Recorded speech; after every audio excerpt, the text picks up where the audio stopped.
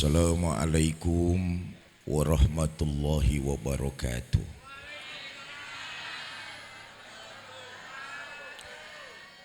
Alhamdulillahi rabbil alamin. Salatu wassalamu ala asrafil anbiya wal mursalin Sayyidina wa maulana Muhammadin wa ala alihi wa sahbihi ajma'in, amma ba'du. Yang mulia para ulama, para kiai, para asatiz dan asatizah, yang saya hormati para tokoh masyarakat, hadir di tengah-tengah kita Bapak Lurah, Bapak-bapak pejabat pemerintah baik sipil, TNI maupun Polri, DKM, Masjid Ashabul Yamin, panitia peringatan Maulid, ibu bapak, saudara-saudara kaum muslimin yang saya cintai. Manusia adalah makhluk sosial yang harus bermasyarakat. Kenapa? Siapa dan betapapun kita hidup nggak bisa seorang diri.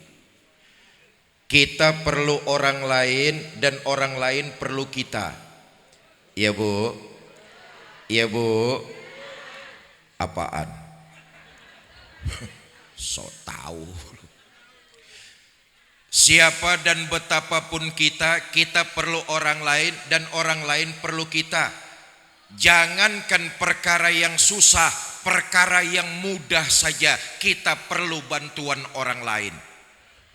Apa contohnya? Senyum.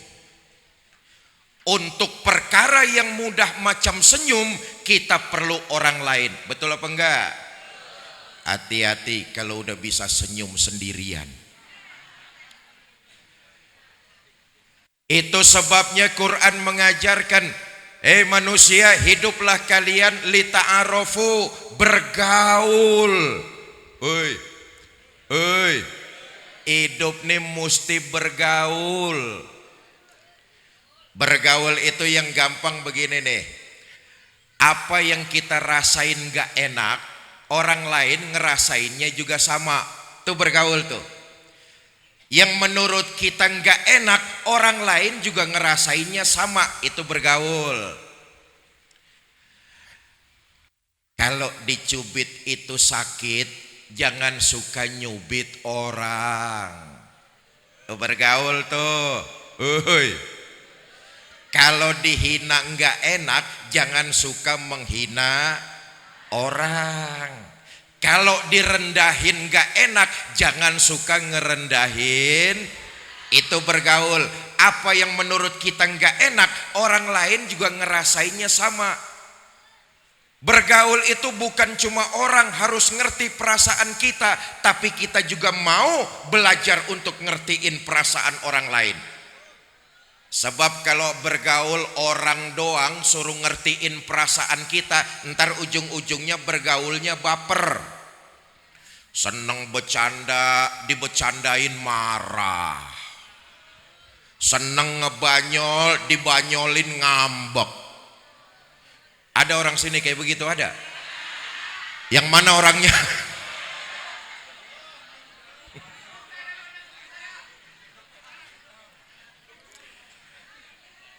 Quran menyatakan, mengajarkan kepada kita, hiduplah kalian lita'arofu, bergaul. Cuma Bu, yang namanya bergaul itu pasti ada dampak baik dan dampak buruk. Betul apa enggak? Dalam pergaulan dampak baik kita ambil, dampak buruknya kita tinggalkan. Apa saja pergaulan yang membawa dampak buruk mesti kita tinggalkan. Ini saja yang pengen saya omongin nih. Mudah-mudahan pidato saya malam ini selesai dalam waktu 5 menit nih.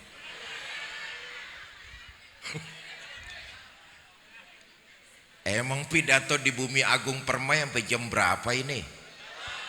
Jam 2. Patungan ikut goceng aja nawar sampai jam 2. Pertama, hindari dalam pergaulan berteman dengan orang yang punya penyakit iri. Apa iri itu? nggak seneng ngelihat orang lain lebih berhasil, nggak seneng ngelihat orang lain lebih sukses. Nih iri ini. Tetangganya beli motor demam. Tetangganya beli mobil opnam. Di rumah sakit dengar tetangganya bikin rumah, mampus kalian itu. Penyakit iri menyiksa pribadi, padahal yang diajarkan Nabi, nih ehoknya minta dimatikan saja nih sound system. Sound system minta tolong ehoknya dimatikan saja. Cek 1 2, dah, makasih Bang. Jangan dioprek-oprek lagi ya Bang ya. Nih panitia soundnya udah lunas apa belum sih ini? Padahal yang diajarkan Nabi, kalau tetanggamu dapat nikmat, dia senang, kamu ikut merasakan kebahagiaannya juga. Itu ajaran Islam tuh. Kalau tetangga kita dapat nikmat, dia senang, kita ikut merasakan kesenangannya. Alhamdulillah tetangga saya beli motor baru, kapan-kapan kan saya bisa minjem. Kalau dikasih. Tetangganya beli mobil baru, alhamdulillah tetangga saya beli mobil baru, kapan-kapan kan saya bisa minjem. Tetangganya punya istri baru, yang ini nggak boleh, yang ini. Yang diajarkan Nabi itu begitu, kalau tetanggamu dapat nikmat dia senang, kamu ikut merasakan kesenangannya juga. Tapi kalau tetanggamu mendapat bencana, terkena musibah, dia susah, kamu ikut merasakan kesulitannya juga. Malam ini, tadi pagi tuh, jam 9:45, saudara-saudara kita di Garut dan Kabupaten Bandung mengalami gempa 5, sekian skala Richter. Ratusan rumah hancur. Duka mereka adalah nestapa buat kita. Mereka susah, kita ikut merasakan kesulitannya. Minimal kita memohon kepada Allah agar saudara-saudara kita yang terkena bencana gempa, Allah berikan kekuatan. Bapak Ibu, saudara-saudara, kita hidup di tengah-tengah masyarakat, pasti orang yang punya penyakit iri ada. Betul apa tidak? Kenal boleh, tapi berkawan akrab nanti dulu. Kenapa? Sifat irinya kita khawatir nular kepada diri kita. Jelas? Yang kedua, hindari dalam pergaulan berteman sama orang yang senangnya bohong. Apa bohong itu? Memanipulasi kebaikan demi keuntungan dirinya sendiri. Itu bohong tuh. Dia nggak ngapa-ngapain. Orang yang berkarya, orang yang bekerja, orang yang peras keringat banting tulang, tapi karyanya diakuin padahal dia nggak ngapa-ngapain. Persis kata orang kampung saya, ayam yang bertelur, sapi yang dapat nama. Ayam mati-matian bertelur, sapi yang dapat nama. Tuh, telur mata sapi.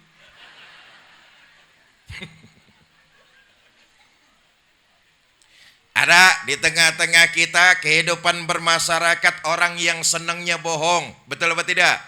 Kenal boleh, berkawan akrab nanti dulu. Kenapa?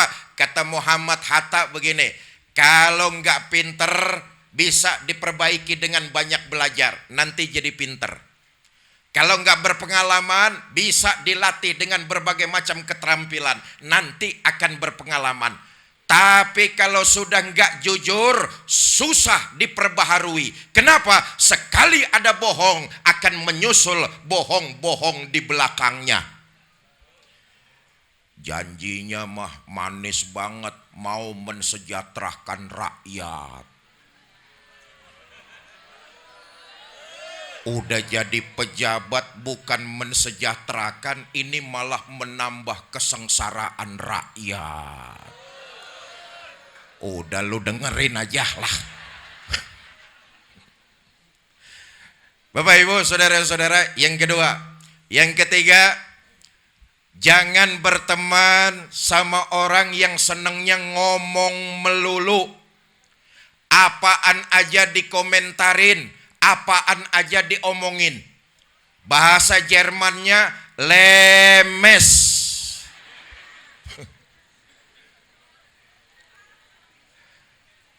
Nah, begini.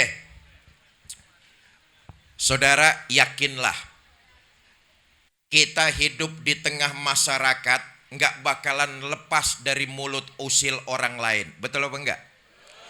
Jangankan kita berbuat salah, kita berbuat baik saja bakal ada komentar orang tentang diri kita. Betul apa tidak?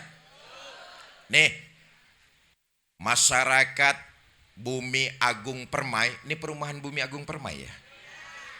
Orang-orang perumahan Bumi Agung Permai malam ini Masjid Ashabul Yamin bikin maulid, apa dipikir seperumahan Bumi Agung Permai senang? Belum tentu.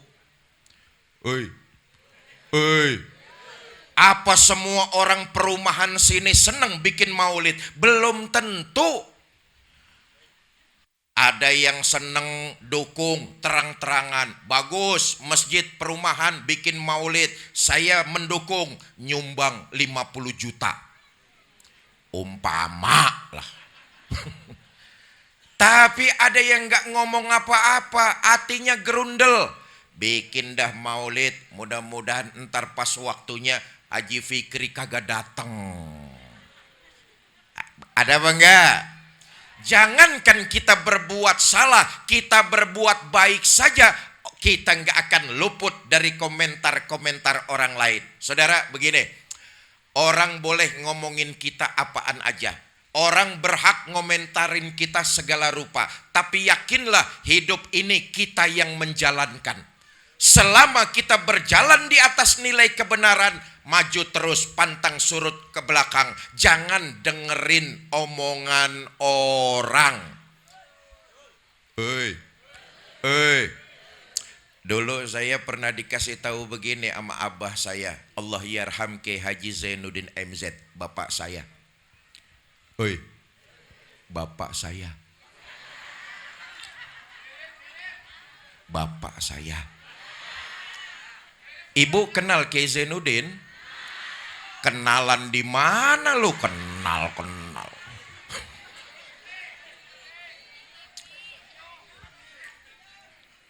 Dulu bapak saya ngajarin saya begini, Fikri, kalau ada 10 orang, 1 orang ngomongin kamu melulu, jangan dibikin pusing. Saya bilang, kenapa bah? Masih ada 9 yang senang sama kamu. Oh, saya bilang sama abah saya, bah, kalau pertanyaannya saya balik, ada 10 orang, 9 orang ngomongin saya melulu, bagaimana bah? Kata abah saya, begitulah kehidupan di tengah masyarakat. Walaupun ada 9 orang yang ngomongin kamu, tapi 1 senang sama kamu, yang 9 jangan terlalu dipusingin, urusin aja yang 1 yang masih sayang sama kamu. Begitulah kehidupan kita di tengah-tengah masyarakat. Apa yang kita lakukan, apa yang kita kerjakan, kita nggak akan pernah lepas dari mulut usil orang lain. Betul? Nah, pertama, kalau ada orang yang lagi ngomongin kita, ketahuilah sesungguhnya sedang terjadi transfer pahala. Pahala kita bertambah, dosa kita berkurang. Pahala kita bertambah dari mana? Dikirimin dari orang yang ngomongin kita. Enak apa enggak? Dosa kita berkurang, kemana perginya?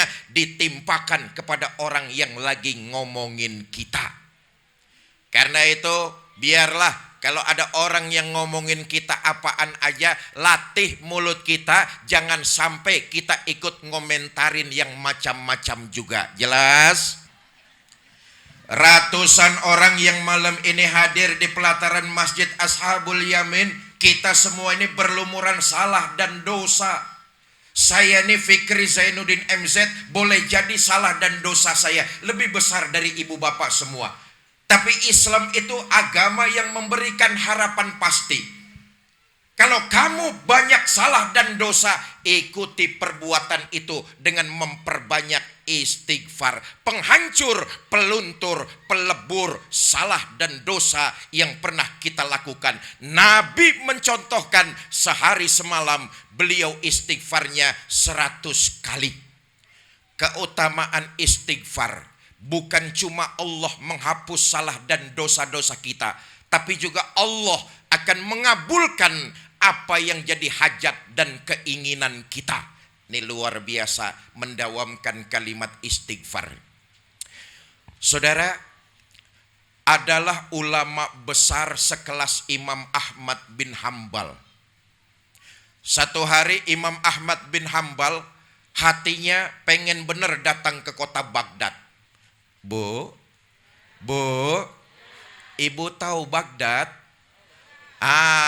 Perempatan kota Serang belok kanan tuh Baghdad tuh. So tahu lu lah. Satu hari Imam Ahmad bin Hambal hatinya pengen banget datang ke kota Baghdad di Irak. Padahal di Baghdad Imam Ahmad bin Hambal nggak punya keluarga, nggak ada santri, nggak punya temen. Tapi karena hatinya pengen datang ke kota Baghdad, berangkat dari kampung menuju Irak. Sampai kota Baghdad hari sudah menjelang petang. Imam Ahmad bin Hambal mampir ke masjid. Nggak lama masuk waktu sholat maghrib, ikut sholat maghrib berjamaah. Selesai sholat maghrib beliau tadarus Quran. Masuk waktu sholat isya, ikut sholat isya berjamaah. Selesai sholat isya, wirid, zikir, doa. Habis doa, Imam Ahmad bin Hambal melepas jubahnya, ngelipet sorbannya, dijadiin bantal. Imam Ahmad bin Hambal pengen istirahat sebentaran di dalam masjid. Maklum perjalanannya jauh dari kampung ke Irak Baghdad. Jubahnya dilepas, sorbannya dilipat, dijadikan bantal. Beliau mau istirahat sebentar di dalam masjid. Datang merbot. Kata merbot, "Pak, jangan tidur di masjid. Sholat isya udah dikerjakan, jamaah udah pada pulang, jangan tidur-tiduran di masjid." Kata Imam Ahmad bin Hambal, "Saya musafir, datang dari jauh bang, saya mau istirahat bentaran aja." Nggak boleh. Jamaah udah pada bubar, udah pada pulang. Sebentar lagi masjid lampunya saya mau matiin, pintunya saya mau kunci-kunciin. Jangan tidur di dalam masjid. Kalau mau tidur, keluar aja. Ya Allah, ulama besar sekelas Imam Ahmad bin Hambal dimaki-maki merbot. Merbot suwe.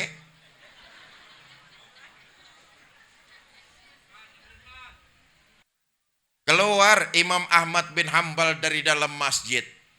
Di pinggiran jalan depan masjid, Imam Ahmad bin Hambal celingukan. Celingukan apa celingukan?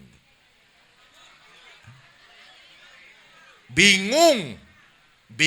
Ya beliau enggak kita saudara. Kita ini kalau kemana-mana enggak ada teman, enggak ada keluarga, enggak ada siapa-siapa, pasti bingung. Betul apa enggak? Imam Ahmad bin Hambal di depan masjid di pinggir jalan, celingukan, bingung. Di pojok masjid ada pedagang martabak manggil, "Pak, sini." Dihampiri oleh Imam Ahmad bin Hambal. Kata pedagang martabak, "Pak, kelihatannya Bapak bukan orang sini ya?" "Oh, Bapak ngapain datang ke sini?" "Saya dari kampung nih, hati pengen banget datang ke sini, tapi sampai sini saya bingung, keluarga nggak punya, temen nggak ada, saya bingung." Iba pedagang martabak. Kata pedagang martabak, "Ya udah, kalau Bapak bingung di kampung orang, mendingan Bapak nanti nginep aja di rumah saya." Seneng Imam Ahmad bin Hambal. Kata pedagang martabak, "Senengnya entar aja dulu Pak. Sekarang mendingan nemenin saya dagang martabak." Saudara bisa bayangkan ulama besar sekelas Imam Ahmad bin Hambal dimaki-maki merbot nemenin orang dagang martabak. Selama nemenin penjual tersebut dagang kue, Imam bin Ahmad bin Hambal kagum. Kenapa? Sepanjang beliau nemenin, dari mulut pedagang tersebut nggak keluar kata-kata percuma kecuali untayan kalimat istighfar. Nah ini dia nih. Selesai dagang pulang, Imam Ahmad bin Hambal diajak nginep 3 hari 3 malam lamanya. Selesai nginep, Imam Ahmad bin Hambal pamit mau pulang. Pak, saya pamit mau pulang. Terima kasih udah dikasih nginep 3 hari 3 malam. Tapi sesama seorang muslim, saya perhatikan 3 hari saya nemenin ibadah Bapak biasa-biasa aja. Nggak ada yang istimewa. 3 hari saya nemenin, memang saya lihat Bapak sering bener mendawamkan kalimat istighfar. Ngomong-ngomong Pak, udah lama ngamalin istighfar. Kata pedagang martabak, iya belum lama sih, paling juga cuma 20 tahun. Tambah penasaran Imam Ahmad bin Hambal, Pak, selama Bapak 20 tahun ngamalin istighfar, apa hajat dan keinginan Bapak dipenuhi oleh Allah? Walaupun saya cuma dagang kue, dengan mengamalkan istighfar, alhamdulillah hajat saya, keperluan saya dicukupin sama Allah. Memang ada keinginan saya yang sampai sekarang belum terpenuhi. Di kampung Ano saya dengar ada ulama alim, ilmunya luas, santrinya banyak. Saya pengen bener datang ke ulama tersebut ngambil berkah, tapi dagangan yang belum bisa saya tinggalkan. Sampai saat ini saya belum silaturahmi ke ulama tersebut. Kata Imam Ahmad bin Hambal, kalau saya boleh tahu itu ulama siapa namanya? Dengan jelas pedagang martabak berkata, ulama itu namanya Imam Ahmad bin Hambal. Sadarlah Imam Ahmad bin Hambal bahwa yang mengiringi langkah kakinya datang ke kota Baghdad adalah untayan kalimat istighfar. Bukan cuma itu, Imam Ahmad bin Hambal, ulama besar, nginap 3 hari 3 malam lamanya di rumah orang yang mendawamkan istighfar. Ya, daripada kita ikut mulut kita ngomentarin orang, bertambah dosa, ngurangin pahala, malam ini dan seterusnya kita basahkan lisan kita dengan istighfar. Tambah lama maju nompo. Yang kedua, daripada kita ikut ngomentarin yang bukan urusan kita, hanya menambah dosa dan ngurangin pahala, maka malam ini dan seterusnya, ayo lisan kita ini kita basahkan dengan memperbanyak pembacaan sholawat. Bapak Ibu, saudara-saudara,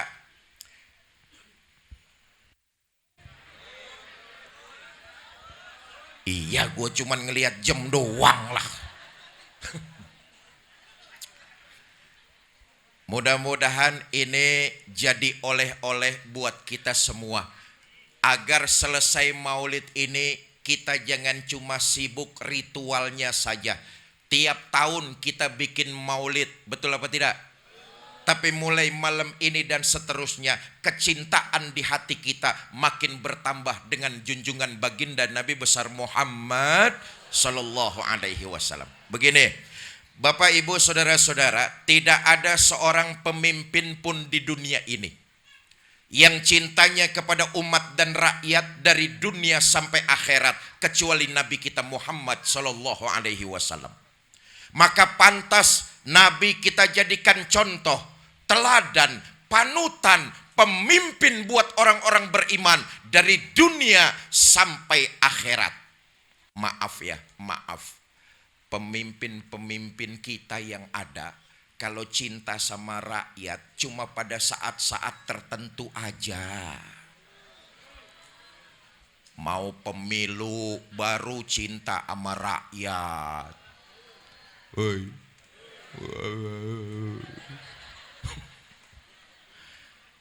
Nabi zohir batin dari dunia sampai akhirat beliau cinta kita. Bahkan dalam satu riwayat, ya Allah, nanti ini semua kita di akhirat ketika kita berjembat.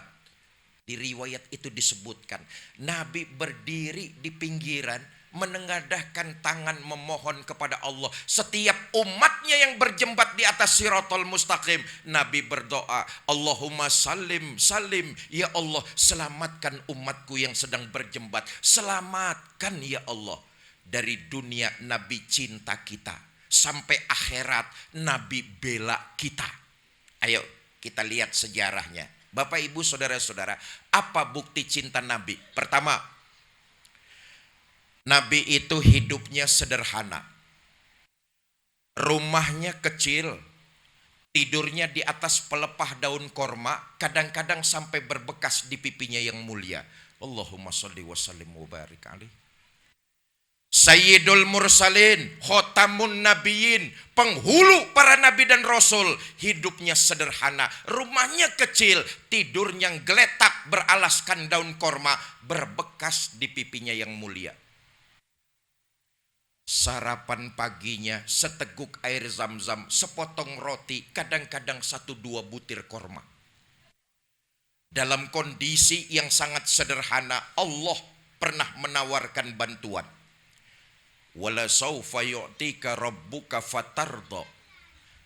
Muhammad, kamu pengen apa? Ngomong saja, semua aku berikan, asal bisa membuat hati kamu senang. Mau apa Muhammad? Ngomong. Mau harta yang banyak? Ngomong. Mau jabatan yang tinggi? Ngomong. Mau pangkat yang luas? Ya terusin aja sendiri. Wala saufa yu'tika rabbuka fatarda. Mau apa Muhammad? Aku berikan, asal bisa membuat hati kamu senang. Dapat tawaran begini dari Allah, apa jawab baginda kita? Izan ya Rabb.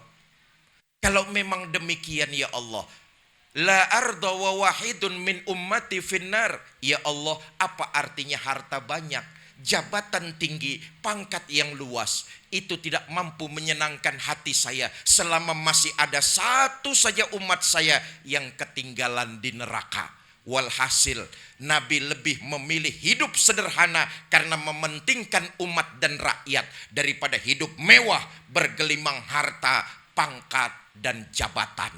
Sekarang ada nggak model pemimpin kayak begitu? Hei.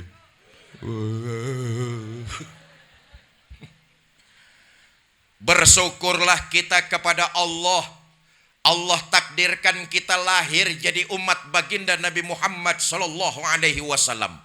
Nabi Muhammad adalah nabi yang utama. Bersyukur kita kepada Allah ditakdirkan jadi umat Nabi Muhammad, maka Allah memberikan kita keutamaan juga. Alhamdulillah. Dalam hadis qudsi Allah menyatakan, inni haramtul jannata ala sairil umam hatta tadkhulaha ummatuka. Sorga belum dibukakan pintunya oleh Allah sebelum umat kanjeng Nabi Muhammad masuk lebih dulu ke dalamnya. Alhamdulillah. Nih ratusan orang yang malam ini datang maulid, yakinlah di akhirat bakalan diberikan keutamaan, dibangkitkan lebih dulu, lewat Siratal Mustaqim lebih dulu, dihisab lebih dulu, masuk sorga lebih dulu, kalau toh nyangkut ke neraka juga lebih. Ayo lu aminin lu. Bersyukurlah kita kepada Allah. Allah takdirkan lahir kita ke alam dunia jadi umat baginda Nabi besar Muhammad. Yang kedua, bukti cinta Nabi kepada kita. Bapak ibu saudara-saudara, jumhur ulama sepakat wafat beliau sama seperti lahirnya beliau di alam dunia, 12 Rabiul Awal hari Senin. Sejarah menceritakan sebelum ruh berpisah dari jasad, ada 3 kalimat yang terlontar dari bibir mulia baginda Nabi. Sebelum ruh terpisah dari jasad, Nabi sempat mengucapkan 3 kalimat. Ini wasiat baginda Nabi. Pertama, as-sholah, as-sholah. Sholat, dirikan ibadah sholat. Sholat, kerjakan ibadah sholat. Seorang yang sedang mengerjakan ibadah sholat, sesungguhnya dia sedang mendirikan agamanya. Tapi barang siapa seseorang yang meninggalkan ibadah sholat, sesungguhnya dia sedang menghancurkan agamanya. Dalam kesempatan lain, Nabi pernah menyatakan, awwalu ma yuhasabu bihil abdu yaumal qiyamah as-sholah. Amalan pertama yang nanti di akhirat bakalan ditanya adalah amalan tentang sholat kita. Semua yang datang malam ini di akhirat bakalan ditanya sholatnya masing-masing. Oi, oi, kamu siapa? Saya, Pak. Saya siapa? Saya pengikutnya Nabi Muhammad. Benar, benar, Pak. Baik, kalau kamu ngaku jadi pengikut Nabi Muhammad, ciri pengikut Nabi Muhammad itu rukaan sujada, mendirikan sholat. Dulu waktu hidup di perumahan Bumi Agung Permai, pernah sholat? Pernah, Pak. Berapa banyak? Enggak banyak-banyak, Pak. Setahun cuma 2 kali. Ada orang kompleks ini sholatnya kayak begitu, ada. Bapak, Ibu, saudara-saudara, ayo kita lihat sejarah lagi. Ini kan maulid nih. Tadi sudah saya katakan, manusia yang dosanya sudah mendapat jaminan ampun, baginda kita Nabi besar Muhammad Sallallahu Alaihi Wasallam. Betul apa tidak? Ayo lihat sejarah. Walaupun dosanya sudah mendapat jaminan ampun, tapi sholat Nabi malah makin luar biasa. Allahumma sholli wa sallim wa barik alaih. Andai kata ada orang perumahan Bumi Agung Permai, dosanya sudah mendapat jaminan ampun, saya yakin tuh orang mulai besok berhenti sembahyang subuh. Betul apa tidak? Nabi walaupun dosanya sudah mendapat jaminan ampun, sholatnya luar biasa. Bu, mau kemana woi? Woi, mau kemana woi? Mau pulang bareng woi? Biarin yang bangun gua teriakin tuh.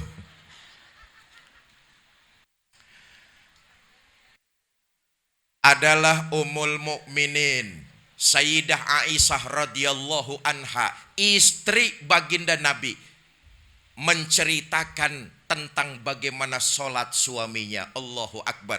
Istrinya yang menceritakan betapa luar biasa sholat suaminya.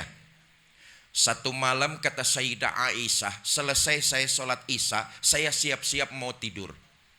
Saya lihat suami saya, Rasulullah Sallallahu Alaihi Wasallam. Saya lihat suami saya lagi sholat, saya tidur.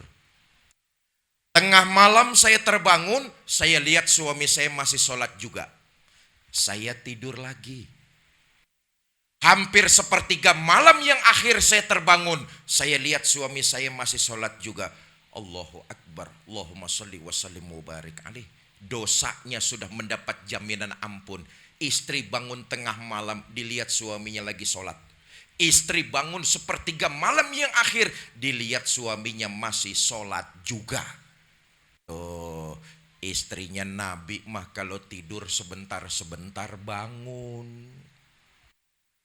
Woi, istri Nabi kalau tidur sebentar-sebentar bangun. Istri Nabi kalau tidur sebentar-sebentar bangun. Istri orang Serang kalau tidur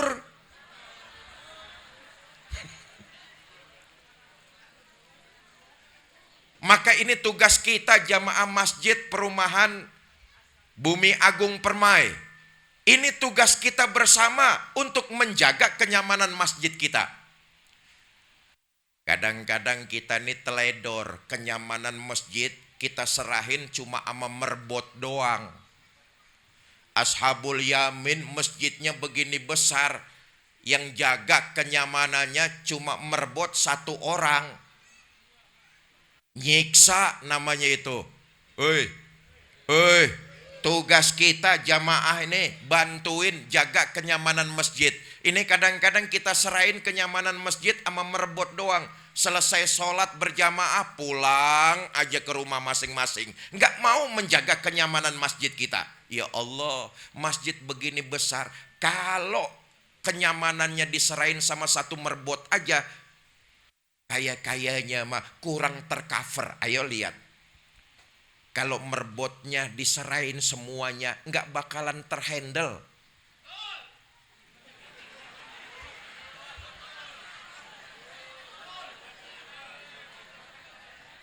Bersihin toilet merbot, bersihin karpet merbot, nyapu merbot, betulin genteng merbot, ngelipet tikar merbot. Merbotnya cuma satu, disuruh ngerawat masjid Ashabul Yamin begini besar, insya Allah 3 bulan merbot kayak begitu penyakit kuning.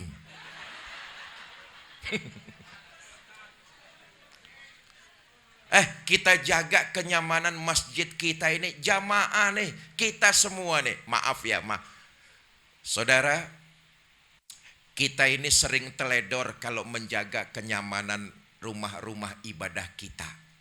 Apa buktinya Ustadz? Kelihatan kok. Musola, masjid kalau udah nggak nyaman tuh gampang cirinya. Apaan aja yang geletak di dalam hilang. Ampli hilang, kipas angin hilang, kotak amal hilang. Kita jamaah teledor, bukan salah merbotnya, kita jamaah teledor, kurang bisa menjaga kenyamanan masjid kita. Akibatnya apaan aja yang geletak hilang. Ayo lihat, gereja tuh nyaman luar biasa. Apa buktinya Ustadz?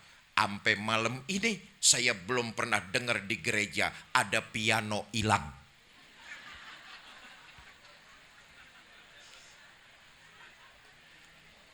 Kita di masjid jangankan piano, sendal butut masih diambil orang. Betul apa tidak?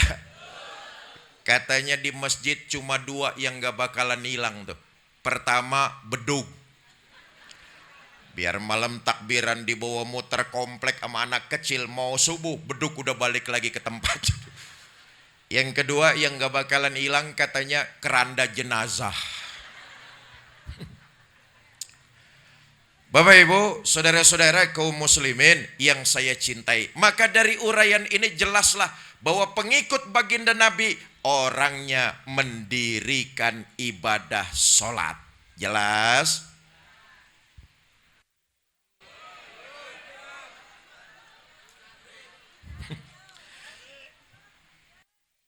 Bapak Ibu, saya tuh 2 hari lalu ke Bantul safari dakwah. Lalu dari Bantul balik ke Jakarta, stop over pesawat, terbang lagi ke Kalsel, Banjarmasin. Baru pulang tadi siang, malam ini di Serang. Besok pagi-pagi pesawat pertama harus bertolak ke Palembang, Ogan Komiri Ilir, 3 jam dari Palembang. Lalu malamnya masih harus mengisi di Ciledug. Lusanya berangkat lagi safari ke Pekalongan. Beginilah kalau nerusin warisan.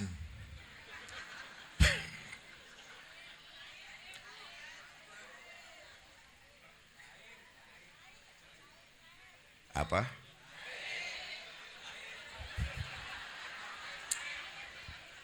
Nih yang saya mau kasih tahu begini sebenarnya. Kerjaan yang paling capek itu pidato, saudara. Ini kerjaan paling capek loh. Ya coba lihatlah. Dari tadi ini tangan saya bergerak-gerak. Mulut ngomong, otak nih muter. Habis ini ngomong apa, udah gitu ngomong apa, terus ngomong apa lagi. Ibu bapak sambil duduk mulutnya ngunyah mah enak. Terus. Nih jamaah begini nih yang bikin ustadz cepat pada mampus.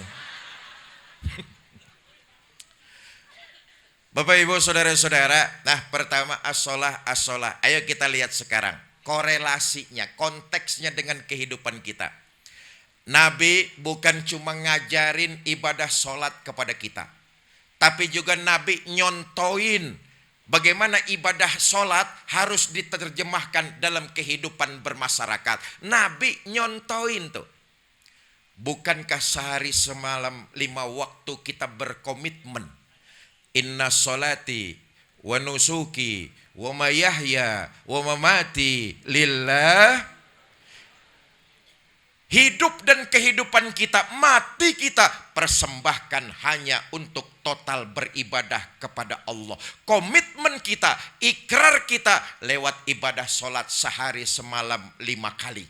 Maka lihat, Nabi bukan cuma mengajarkan, tapi Nabi mencontohkan. Selesai beliau melaksanakan ibadah sholat, kembali ke tengah-tengah kehidupan bermasyarakat, beliau mengajarkan kepada kita, jadilah manusia yang lebih bermanfaat lagi. Ini penting nih. Kita lihat sekarang. Maaf, rupanya masih banyak di antara kita yang dalam mendirikan ibadah sholat cuma sekedar gugurin kewajiban doang. Apa buktinya? Kembali kita ke tengah masyarakat, kita nggak bisa menjadi manusia yang sedikit bermanfaat buat lingkungan. Makanya jangan heran kalau ada orang sholatnya rajin, maksiatnya tekun. Sedekahnya mau, tapi nyolongnya lebih gede dari yang disedekahin. Kenapa? Sholat yang dikerjakan hanya sekedar menggugurkan kewajiban. Padahal nilai-nilai sholat Nabi mencontohkan harus diterjemahkan dalam kehidupan bermasyarakat. Bahasa gampangnya begini dah.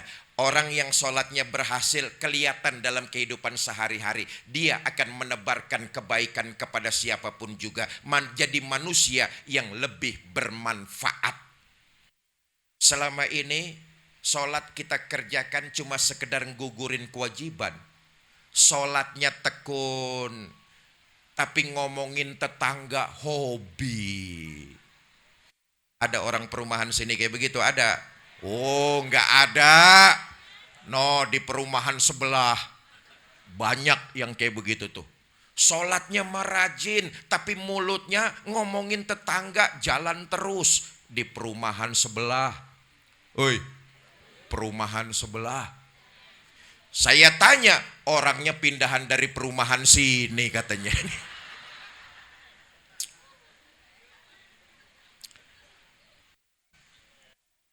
Lagi-lagi saya katakan Nabi bukan cuma ngajarin, tapi Nabi nyontoin. Sholat yang berhasil kelihatan dalam kehidupan bermasyarakat. Dia akan jadi manusia yang lebih bermanfaat dengan menebarkan nilai-nilai kebaikan. Prinsipnya begini, Bapak Ibu, kalau kita berbuat baik sama orang lain, boleh jadi orang itu menerima kebaikan yang kita kerjakan. Betul apa tidak?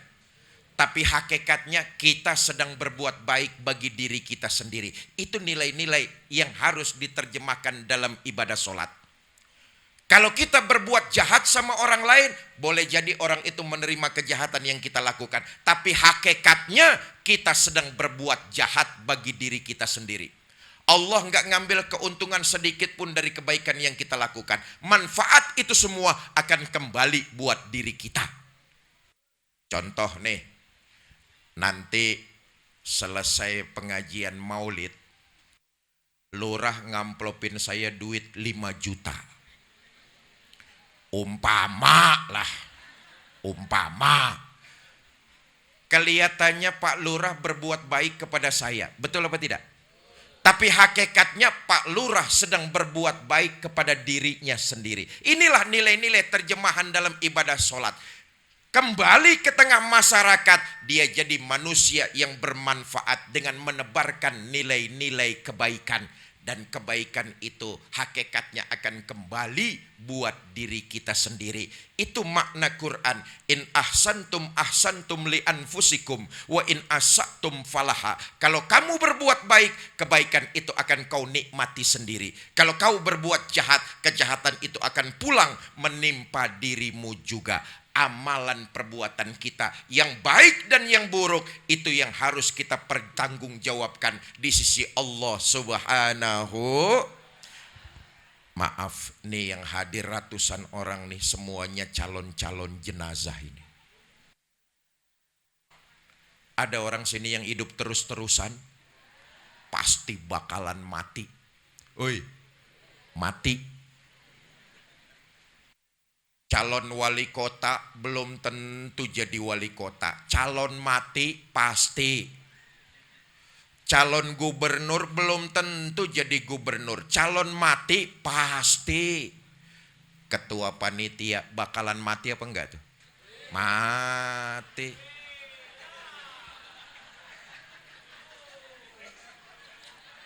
DKM bakalan mati apa enggak?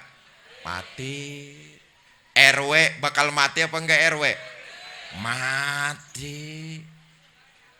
Saya yang lagi duduk malam ini bakal mati apa enggak? Sentimen loh. Kata Nabi, entar waktu jasad kita digotong orang ke kuburan, saudara, hari itu pasti akan terjadi. Malaikat maut akan datang menjemput setiap kita yang hadir malam ini. Hari itu akan tiba, saudara. Dicabutlah ruh kita, terbujur kakulah jasad kita. Mulailah orang kiri kanan depan belakang rumah kita, keluarga kita datang ngurusin jasad kita. Betul apa enggak? Dimandikan, dikafani, disolatkan, dinaikkan jasad kita ke atas kendaraan yang paling serem, namanya keranda jenazah. Siapa yang naik kendaraan itu pasti mati. Belum pernah ada yang gagal. Yang nganter kata Nabi cuma 3, ahluhu wa maluhu wa amaluhu, keluarga, harta, amal perbuatan yang baik dan yang buruk. Itu yang nganterin kita ke kuburan.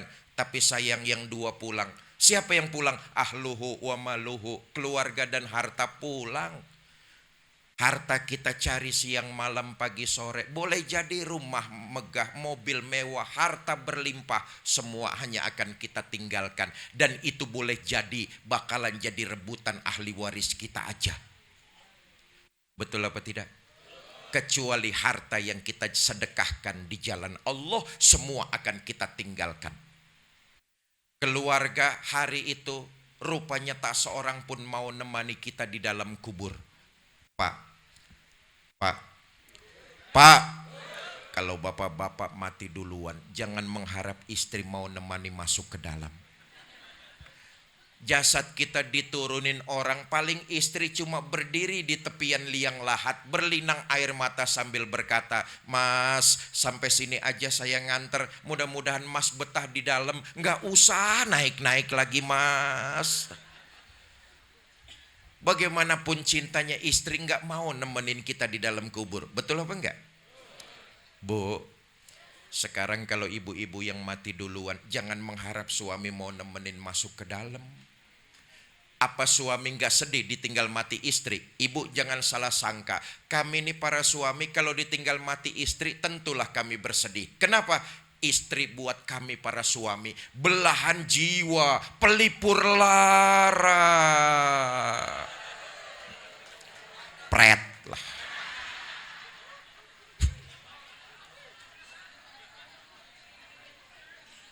Apa suami nggak nangis ditinggal mati istri? Ibu jangan salah sangka. Kami nih para suami kalau ditinggal mati istri tentulah bercucuran air mata. Mata yang kanan, mata yang kiri melotot nyari mana gantinya. Nyatalah sudah amalan perbuatan kita. Orang yang sholatnya berhasil, maka kelihatan dalam kehidupan sehari-hari. Dia jadi manusia yang lebih bermanfaat dengan menebarkan kebaikan. Saya tanya, Bapak, Ibu, Saudara-saudara, cinta nggak sama baginda Nabi? Ya, yang jawab 50 orang. Saya tanya sekali lagi, saudara-saudara cinta kepada baginda Nabi? Mau hidup menebarkan kebaikan? Saya tes case malam ini bersama-sama dengan saya, kita nebarkan kebaikan berupa sedekah. Saudara-saudara mau ikut bersedekah? Bawa uang, Berapa? 2.000. Masuk kebun binatang aja tiketnya 15.000. Itu lihat monyet. Lihat Fikri Zainuddin MZ 2.000. Mahalan monyet ketimbang saya itu. Tadi panitia dan DKM ngasih tahu kepada saya, Ustadz tolong digalang dana infak dan sedekah karena untuk pergantian.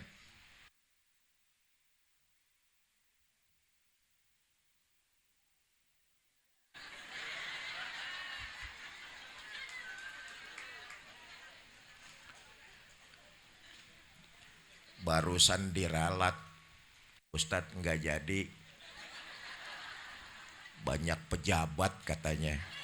Ya sudah, saya cuma menyampaikan saja kepada para pejabat terkait yang hadir di depan kita ini, bahwa masjid kita Ashabul Yamin akan melakukan pembongkaran keramik yang ada di Selasar sebelah sini sampai pembersihan toilet kita. Ini tidak lain dan tidak bukan untuk kenyamanan ibadah kita juga.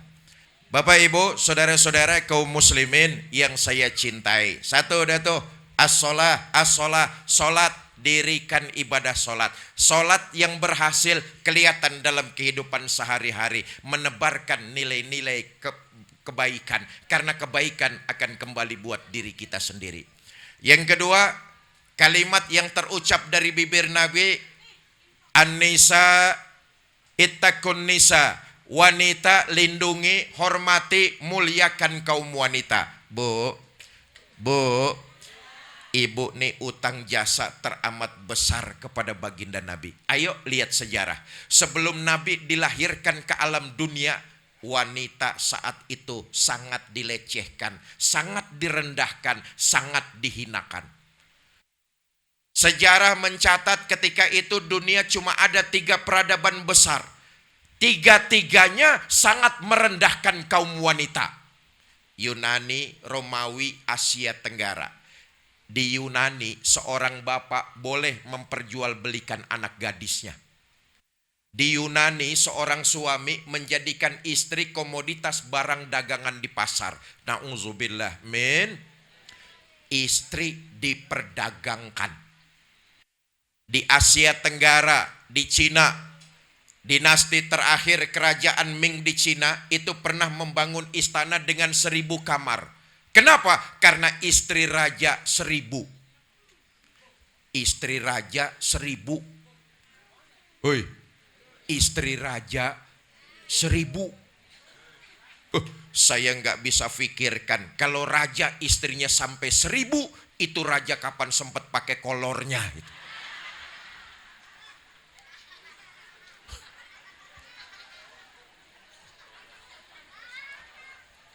Lo pikirin, jangan bayangin, jorok lo.